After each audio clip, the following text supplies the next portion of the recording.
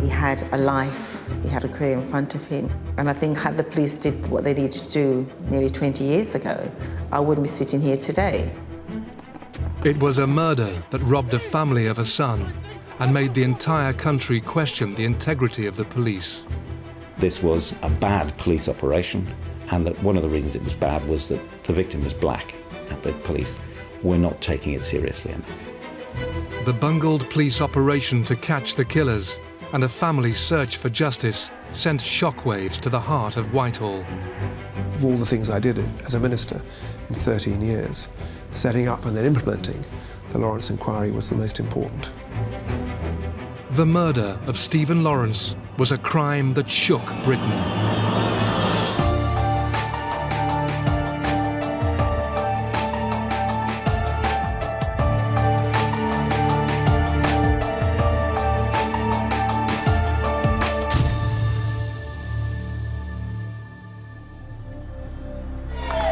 They had waited 18 years for this.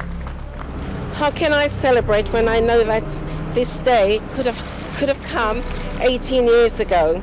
If the police... In January 2012, a family's fight for justice was drawing to a close when two men, David Norris and Gary Dobson, were finally convicted of a murder they committed in 1993. When the jury said guilty, is a word I never expected to hear. These verdicts will not bring my son back. It was a very emotional time, because I never thought that would ever happen. We sort of held each other and made sure we didn't embarrass ourselves. But it was surreal hearing that. Never expected to hear it. The victim of the murder was teenager Stephen Lawrence, and his death, along with his family's tireless campaigning to find his killers, marked a watershed in Britain. On the evening of the 22nd of April 1993, Stephen, along with his friend Dwayne Brooks, was making his way home across southeast London. After school, he'd met his friend Dwayne Brooks, and they had gone on a sort of wander into town and visited some shops and that sort of thing. They'd gone then to Stephen's uncle, where they'd spent the late afternoon and early evening.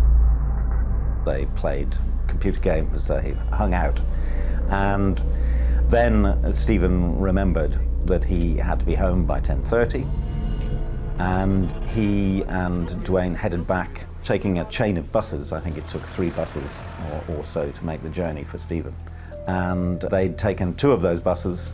They were waiting at a bus stop in Eltham, so they weren't Eltham residents, they were passing through. And it was past 10:30, and Stephen was becoming anxious. And they were thinking, is there some other way we can make this last stage over the hill? And they drifted away from the bus stop, 50, 60, 70 yards down the hill, to improve their view, to see if there was another bus coming from another direction. At that moment, Dwayne caught sight of 5 white boys on the other side of the road, coming generally towards them. And at that moment, on the other side, he heard the words, what nigger, from across the road, and the 5 boys charged across the road at them. Dwayne, they managed to get hold of him, but he shook them off and ran up the hill. It was all over in seconds. Stephen was stabbed twice. Either wound would have been fatal.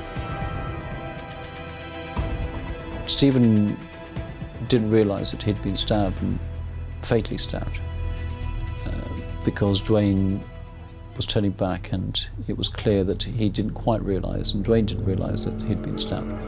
And it's a testament to Stephen's athleticism that he was able to run some 200-300 yards before he collapsed. Dwayne Brooks was, by now, all too aware of how serious Stephen's injuries actually were. He ran to a phone box and frantically called for an ambulance, but was angry when shortly after a police car, not a team of medics, arrived at the scene. He says, "Where's the ambulance? I didn't call the police, I want an ambulance."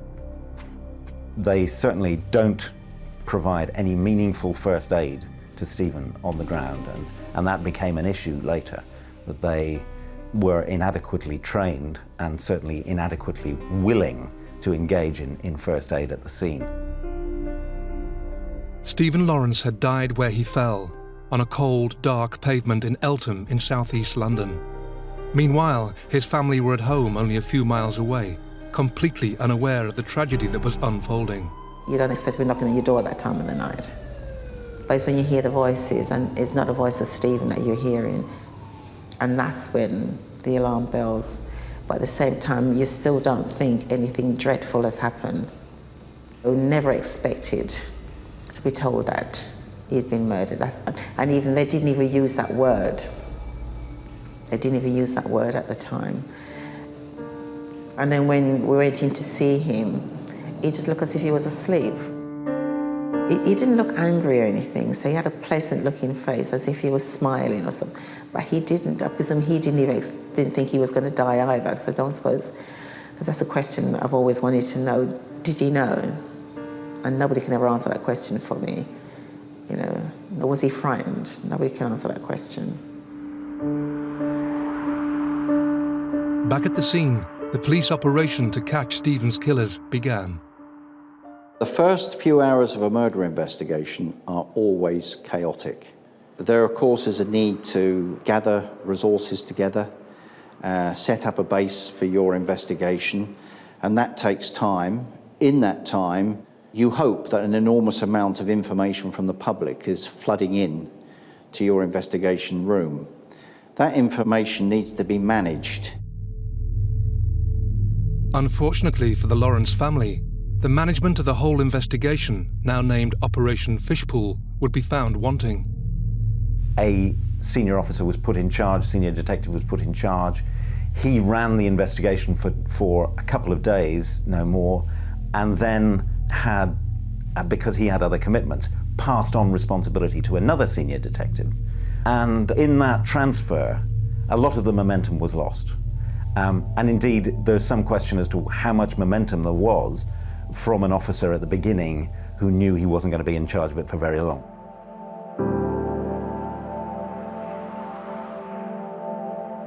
In the following days, the Lawrences, at home grieving for their son, were also beginning to have doubts about the direction of the police investigation. When you see a week has gone by, 2 weeks has gone by, and still nothing, and when they start questioning the people in our house and questioning, what their names, and it's like, the killers are not inside my house, they're outside. So I think from then, within 2 weeks or so, the issue was beginning to raise, what are they doing? What you got from the police was excuse after excuse, not the sort of innovative expression of let's go and get these individuals. There was no sense of urgency. One of the possible explanations for the inactivity lay in the way murders were investigated in 1993. The first investigation decided at a very early stage that they would use the Holmes computer system.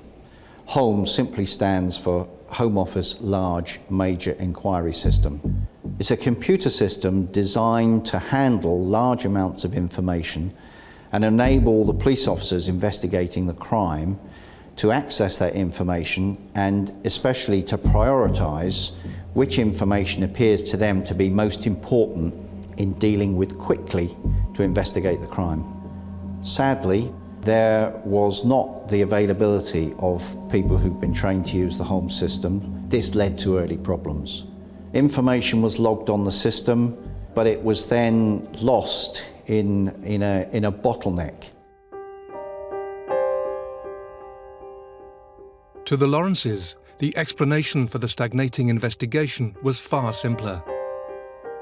It could only be the colour of your skin, and that Stephen's life wasn't important, because, if you think over the years, you read the newspaper, you hear the news and see the news, and if a black boy is murdered, nothing has not been reported on. If a white child gets murdered or incident, whatever, that's big news, and especially if a black person is involved in any crime, that's what you read about, but you never read about anything positive.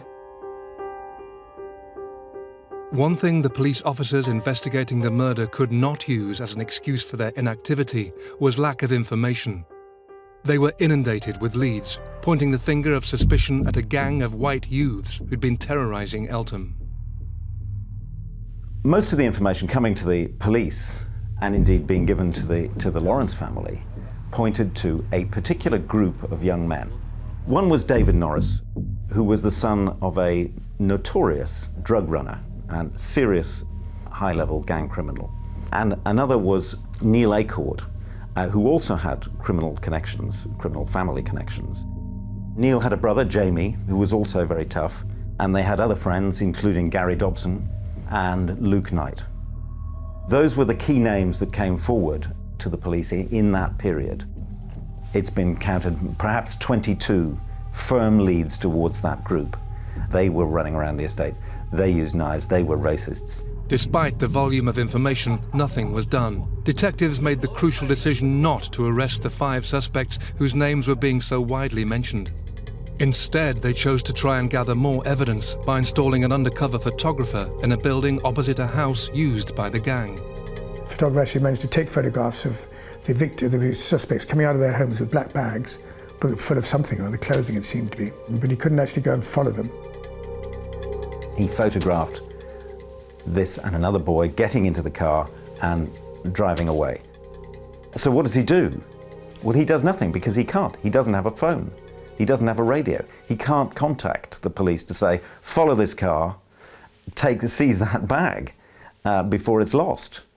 It became a sort of symbol of the incompetence, the sort of Keystone Cops quality of it. There you have a surveillance operation. They're watching what's happening, but they can't react to it. As well as the poorly led investigation, the police's attitude to the Lawrence family was also called into question.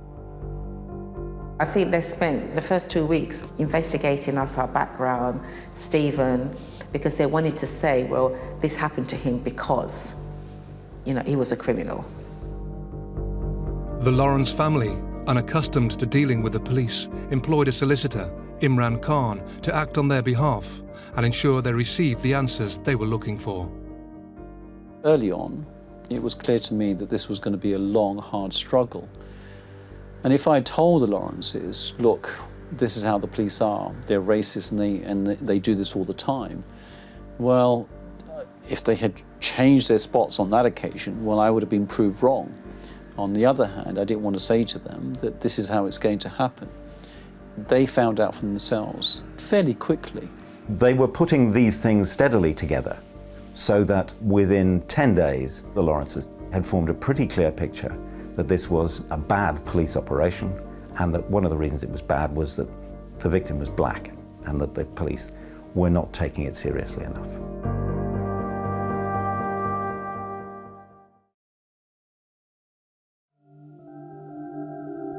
Stephen Lawrence was murdered by a gang of white youths in an unprovoked racist attack in April 1993. Despite countless leads naming possible suspects, the police investigation floundered. The attack on Well Hall Road in Eltham would go unsolved for almost 20 years. It would be the campaigning efforts of the Lawrence family that ensured their son eventually got justice. He could make you laugh and he can make you angry at the same time. He can be cheeky, or cheeky to me. He can be, but at the end of the day, that's what young people are like growing up. But I wouldn't say Stephen's perfect, but he was just like an ordinary young man growing up, has his faults, but at the same time, he was a decent young man. He was my older brother, and I always looked up to him. Just from as far back as I can remember, we went to the same primary schools together and attended the same church and youth group together. And it was nice to have him there, always nice to have him there, because it just a sense of security. If there was any problems, he was always there to turn to and help out, or a bit of advice, or someone to walk to school with in the mornings, or someone to go to athletics training together. Yeah, always wanted to be better than him, never was. Just that usual sibling rivalry that we had that, it's just made me the sort of person I am today, really, just never to strive for just second best or just doing what I can, just always trying to be the best at everything. He had a life, he had a career in front of him, and I think had the police did what they needed to do all them years ago, nearly 20 years ago, I wouldn't be sitting here today. Britain in 1993 had a very different attitude to race and race relations to that of today. I think there was a view that Britain was doing all right in terms of race relations, but it simply wasn't the case. It wasn't a country where I think black people expected to get to the top or felt that they were competing on level terms with the rest of the population. This feeling within the black community was compounded at the time by the increasing activity of right-wing groups. Certainly in the early 90s, the BNP was on the scene and relatively active. I mean, those extreme parties have never had much purchase in this country, but it was a period of relative activity. But none of this would have impacted on the Lawrence family, who had a very clear picture of how they fitted in, which was that they were serious, quiet, hard-working people who did not want trouble. Just a normal, you know, 2 boys, little girl, family, really. Never saw ourselves as nothing special. You know, just a regular family, really, definitely, yeah. That night in April 1993, Stephen and his friend Dwayne Brooks found themselves in Eltham, southeast London, an area that had experienced its fair share of racial attacks. The Progress Estate where the murder happened is in some ways a sort of model estate. It was built during the First World War as a sort of garden village estate. It's not a sink estate by any means. There had, however, been a disturbing number of racist attacks in the past year or 18 months prior to Stephen's murder. The young people who, as young people will, hung around on street corners in the summer evenings and pushed each other around and had pecking orders and all that sort of thing. It was quite clear that the bottom of the pecking order was to be black. It was on these unforgiving streets that Stephen was set upon by a racist gang and fatally stabbed. Over a week after the attack, and with no sign of any arrests on the horizon, the Lawrence family had a chance meeting that would force the police into action. The family became very frustrated by police inaction as they saw it. After about 10 days, they met Nelson Mandela, who was visiting London. His profile, since before he came out of prison anyway, was so high. And I couldn't believe that we had the opportunity to meet him. So that was quite, for us, that was quite a coup for us to be able to do that. They held a press conference with him in which he said, "From what I hear from the Lawrences, black lives are cheap in this country, just like they are in South Africa." So very soon arrests were made, and I make a clear and direct connection between those things because there is no other explanation for the haste and the suddenness, the reversal of the police attitude towards arresting. The Acourt brothers, David Norris, Gary Dobson and Luke Knight were all arrested between May and June 1993. Instead of a breakthrough, however, the interviews represented another missed opportunity. The questioning was, with one exception, I think, pretty useless because the suspects all said no comment to everything. No comment? One of the interviews, I recall, lasted only 7 minutes. And in those 7 minutes, there are only 7 questions asked by the interviewer that related to Stephen's murder. Along with poorly planned interviews, the searches of the suspects' houses were cursory at best. At the time, the Fishpool team were in possession of intelligence information that suggested that the suspects hid weapons under the floorboards of their homes. That information was not given to the teams that were briefed to carry out the searches of the suspects' homes on arrest. Floorboards were not taken up. So this again is a serious lapse. If they'd been arrested earlier, and we will never know because they weren't arrested earlier, it may be that forensic evidence would have tied them to Stephen's murder. The interviews with the suspects failed to provide any real information, but detectives did seize certain items of clothing belonging to the gang. The true value of these items as evidence would remain hidden for almost 20 years. Under pressure to move the case forward, the police decided to charge 2 of the gang with Stephen's murder. At least it looked like something was being done. I mean, the Lawrences thought at that stage, you know, things are happening, there will be a trial, hopefully somebody will face justice, as it were, for what's happened. But after another 6 months, I think, in which evidence gathering had continued, the cases were dropped. The Crown Prosecution Service took the view that there weren't sufficient grounds and there wasn't safe evidence to prosecute. Receiving the information from CPS wasn't as difficult as imparting that information to the family, because I was here in England and the family were in Jamaica burying their son. It was tragedy upon tragedy. Not only are you burying your son today, but those held or considered to be responsible were simply walking scot-free. And at that point, the Lawrences became very angry indeed, and for the first time called for a public inquiry. That was the end of 1993. Well, obviously we thought the Crown's not going to do anything, then it's up to us. My son's life was too important for me just to sit back.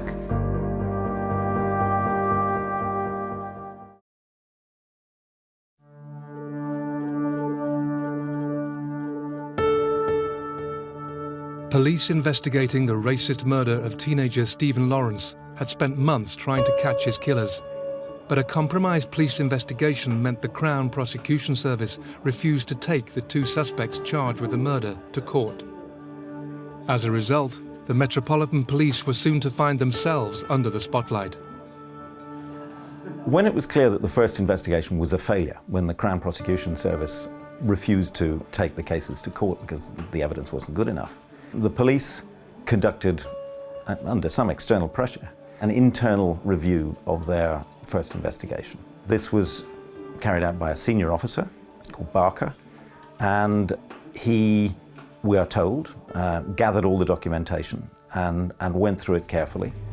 We met him before he started doing his review, and we told him all our experiences, what we've been going through, and he said, you know, don't worry, you know, we'll talk to you through and we'll let you know what the result of our review is. Barker had the opportunity to find the same fundamental failures of the Fishpool investigation that the Kent investigation had revealed.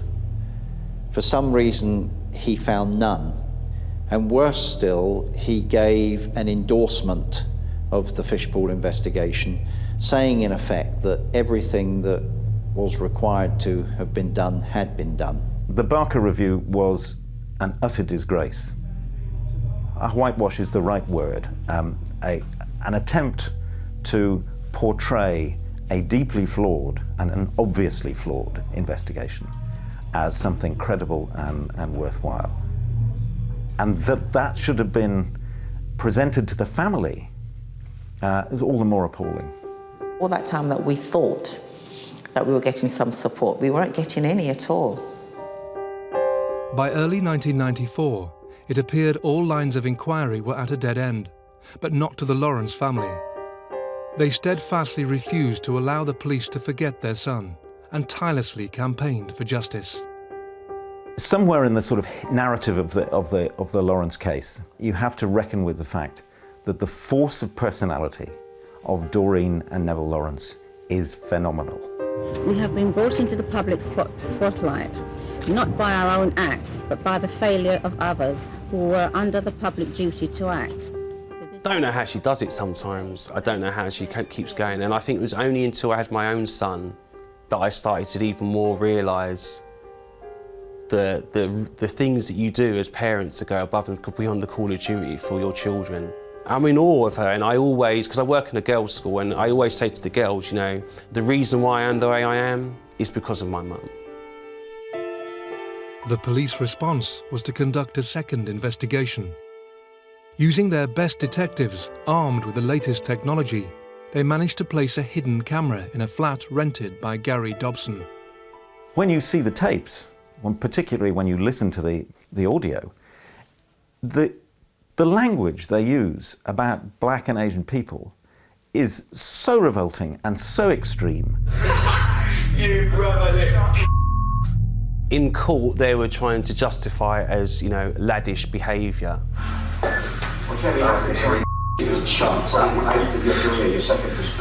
Being a young person myself, you know, mixing with a variety of different people from college to university, I could never imagine us lads sitting down and doing things like that. It speaks volumes. There are all sorts of really quite disturbing images of knives being used in almost an erotic way. You know, there's one where he has a knife on his leg and he's stroking it. And then there are the actions with the knives, including this chilling image of Neil Aycourt bringing a knife over his head in a sort of bowling motion against a door. Exactly the sort of motion with a knife with which Stephen Lawrence was killed. That should have shocked every police officer who saw that and want to make sure that they put them behind bars. You would have thought that. Shocking though the footage was, the second investigation failed to provide any new substantial evidence against the suspects. Once again, the Crown Prosecution Service refused to take the case to court. So at that point, the family decided on a course of action which was not quite without precedent, but extremely unusual, which was a private prosecution for murder. There was a huge risk involved in taking the case forward because at that time, if we prosecuted and we failed, that is, the individuals were acquitted, then we could never prosecute them again. On the 17th of April 1996, almost exactly 3 years after the attack, Luke Knight, Neil Aycourt and Gary Dobson stood trial at the Old Bailey, all charged with the murder of Stephen Lawrence. We went in there thinking we stood a really good chance. Nobody said to us, this is a waste of time, you shouldn't be doing this. But on our very first morning sitting in court, Lord Justice Curtis, from the time he opened his mouth, you knew things were going wrong. The private prosecution failed at the first hurdle. The evidence of Dwayne Brooks was crucial. He had identified in police lineups 2 of the attackers, as he remembered it. And he had to withstand cross-examination in court about his ability to do that reliably. And in Dwayne's case, he was not able to do that. With the identification evidence ruled as inadmissible, the prosecution was critically weakened. It meant a jury would not see the damning video of the suspects or any of the other evidence that had been gathered. Just over a week after the start of the trial, the case collapsed, and Knight, Aycourt and Dobson were formally acquitted.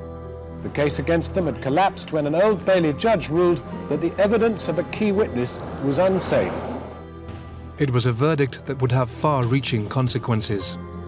Well, I believe in fairness, and I don't think what happened today is fair at all. The failure of the private prosecution was that the 3 people who were being prosecuted were effectively immune from further prosecution.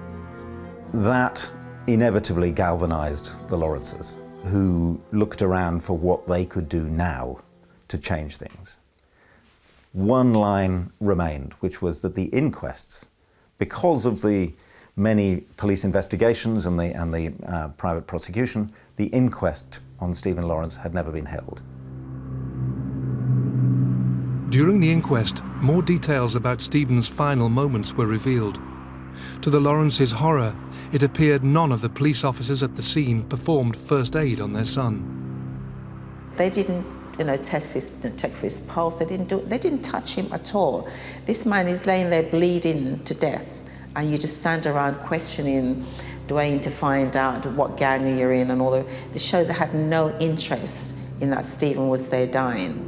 5 officers that could have done first aid on Stephen Lawrence when he was lying on the ground in a pool of blood didn't even touch him. They didn't do any first aid at all. Dory Lawrence made this amazing, terrible indictment of the police. She said she thought it was because they didn't want to touch a black man, because they didn't want to get their hands dirty with a black man's blood. That's why they didn't do the first aid. A terrible indictment of her feelings about the police. I just felt that they just didn't want to get their hands dirty. I felt they didn't want to touch him. He was black, why should we have to touch him? The other real drama of the inquest, an unusual drama, was that the 5 suspects were brought forth to give evidence, and they were examined in the witness box. And when the 5 boys turned up, and their attitudes, the swagger and all of that they have, I think everybody in that room was so disgusted with them, because they even said no comment to their name. They wouldn't even admit their name. We were in a small, old courtroom, feet away from these individuals who were showing utter contempt for the court and for the family. Jurors at the inquest concluded that Stephen Lawrence had been murdered by 5 white boys for racist motives. By putting those words in, it made a big difference, because then it's not just where Stephen was just murdered. He was murdered because of who he was and because of the colour of his skin. The public attitude towards the 5 suspects was perfectly summed up the day after the inquest, when a national newspaper printed a now infamous headline. The Daily Mail published this murderer's front page. So that's a historic front page of a national newspaper with the one word murderers splashed across it, and 5 pictures of the boys, their names, and it said, "We defy them to sue us, we're calling them murderers." 4 years after the murder, finally, everybody was talking about it. At that point in 1997, everything started to change.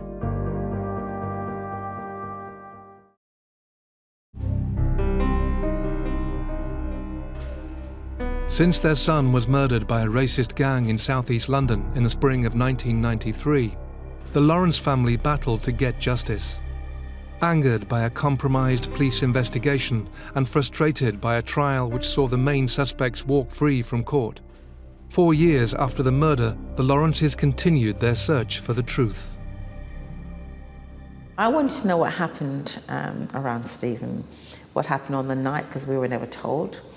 The investigation, I wanted to know, they were making out to us that they were doing all that they can, and obviously clearly that they wasn't. So I wanted to know exactly what had happened from the time Stephen was killed up until we went to for the private prosecution.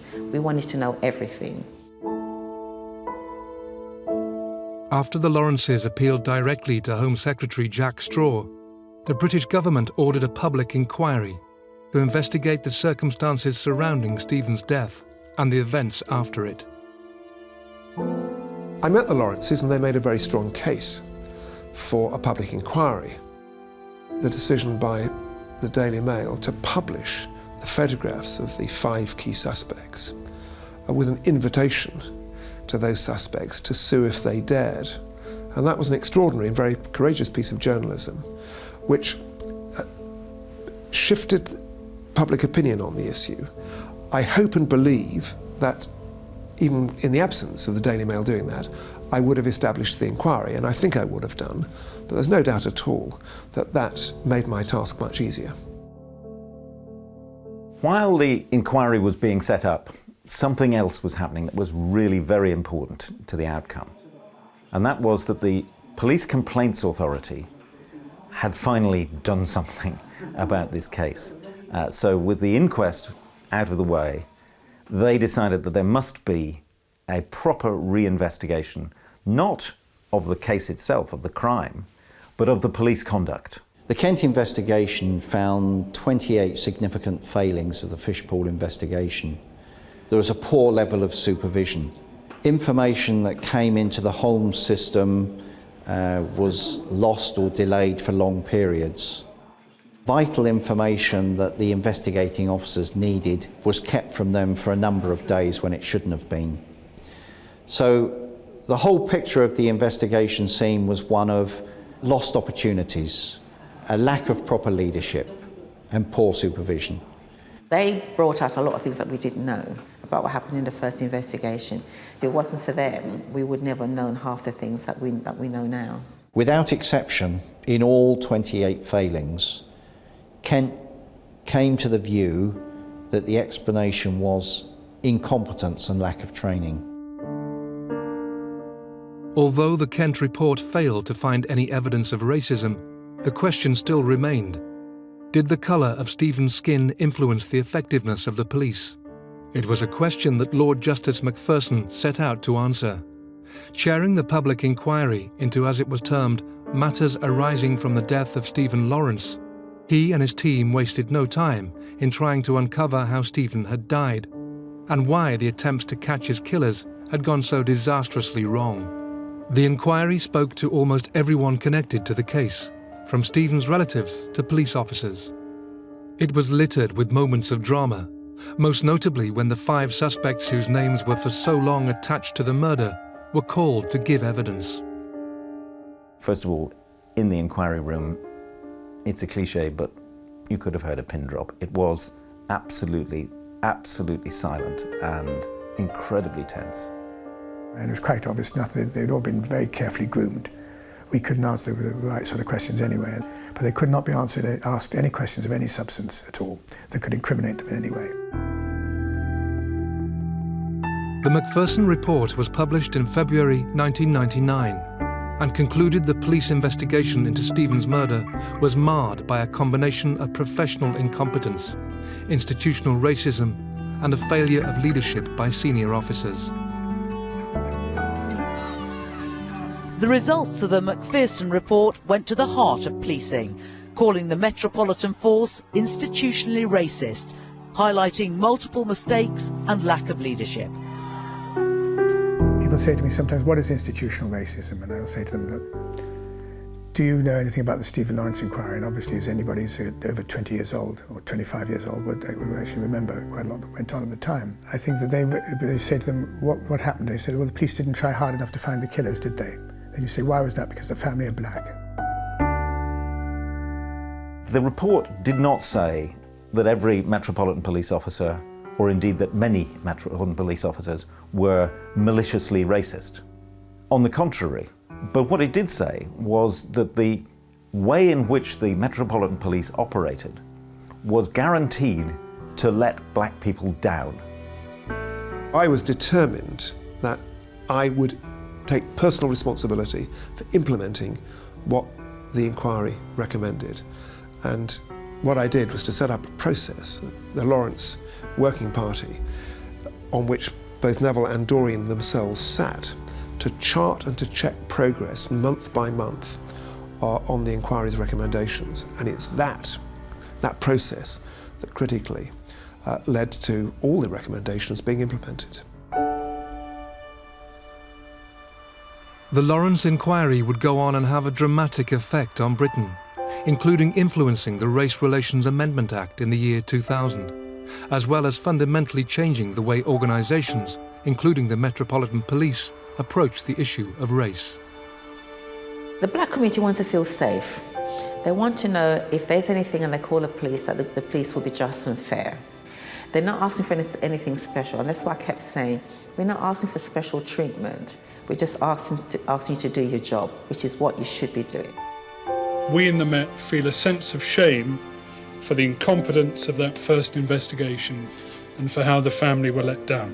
White Britain suddenly, as it were, saw past the colour of the skin of Doreen and Neville Lawrence and saw their experience, saw what they were enduring, saw what they were up against, and saw them progressively vindicated. These were the things they'd been saying since 1993. And I think that's one of the big landmarks of the case.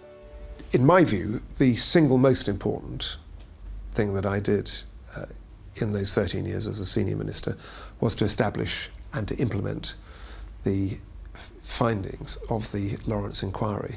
I hopefully did plenty of other things, some of them extremely controversial, some regarded generally as good, but that's the most important. In 2004, the Crown Prosecution Service announced there was insufficient evidence to prosecute anyone for Stephen's murder. But just a year later, a turning point was reached when the government scrapped the double jeopardy legal principle that prevented anyone being tried twice for the same crime. Now a new trial would be allowed if sufficient compelling evidence against a suspect was put forward. In May 2011, some 18 years after the attack, it was announced that Gary Dobson and David Norris would stand trial for Stephen's murder. after new evidence had been discovered. It was really kind of hard to accept, really, because I had seen my mum go through certain scenarios before where she was told that a certain outcome would happen, and it came to that at the end of the scenario and the outcome wouldn't be what it was. And so it was a case of, you get to that sort of stage where you're saying, well, I'm not going to commit myself to any sort of feelings or thoughts past each day as it comes, really. And I suppose I was very sceptical that was ever going to be a conviction. I thought that there would be some sort of reason why they would either throw it out or they would be found not guilty, really. The most striking piece of new evidence was a speck of blood on a jacket that belonged to Gary Dobson. And this speck of blood, the prosecution argued, was incontrovertibly Stephen Lawrence's blood. This tiny droplet of blood had dried into the weave of the jacket, which meant that when the blood landed on the jacket, it must have been wet. And if it was wet, it meant that it landed at the time that the murder took place. And if the jacket was in the vicinity of when the murder took place, then the person wearing it must have been involved in the murder. In terms of David Norris, there was also DNA evidence, but it was what's called mitochondrial DNA. It related to hair that was found, Stephen's hair, that was found on David Norris's clothes.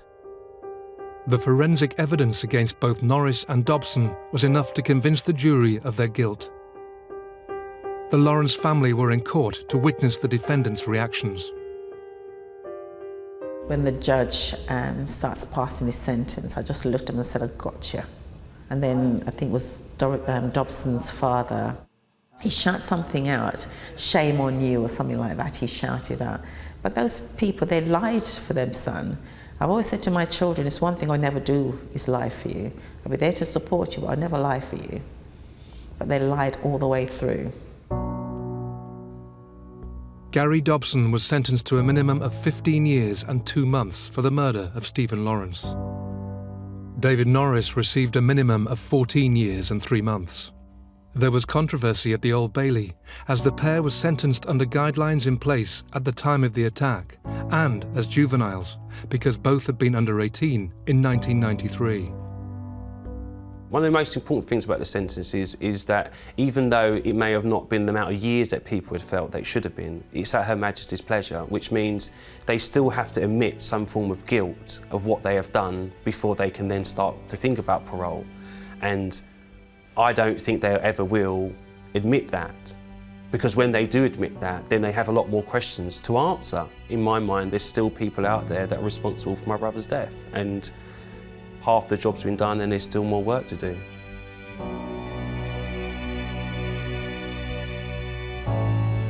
Stephen's legacy is a positive one. The world has changed. No one's saying that it is perfect, no one's saying is that we've got all that we wanted.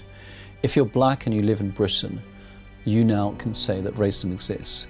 The fact that somebody might or might not do something about it is still an issue, but the fact is that racism has been recognised, acknowledged and accepted.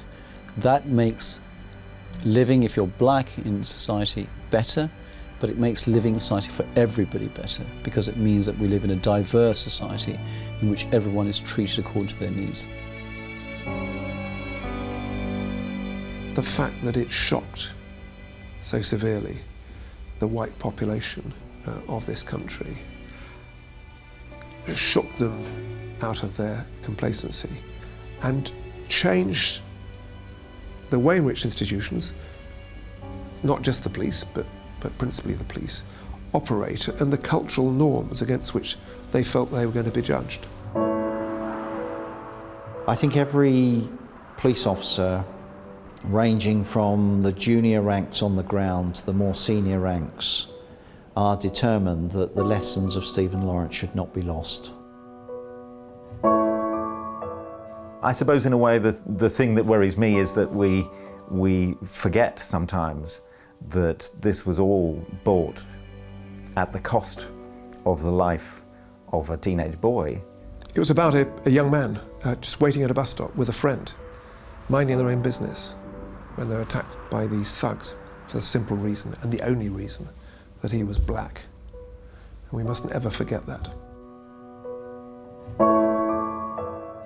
Stephen would always be remembered in a way in which he'd lived as somebody who had plenty of life and knew what his future was going to be.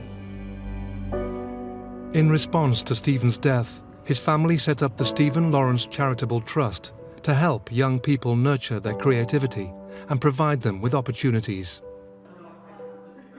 We're about helping young people to get to and to reach their potential, and we're able to open doors, push down barriers, show them routes to get there, and that will forever be the legacy of Stephen Lawrence. There is every reason for us to keep remembering Stephen and to keep thinking of how it was that for 4 years nobody really paid any attention to this case at all. Why was that? Why did we all, in a way, fail the Lawrences?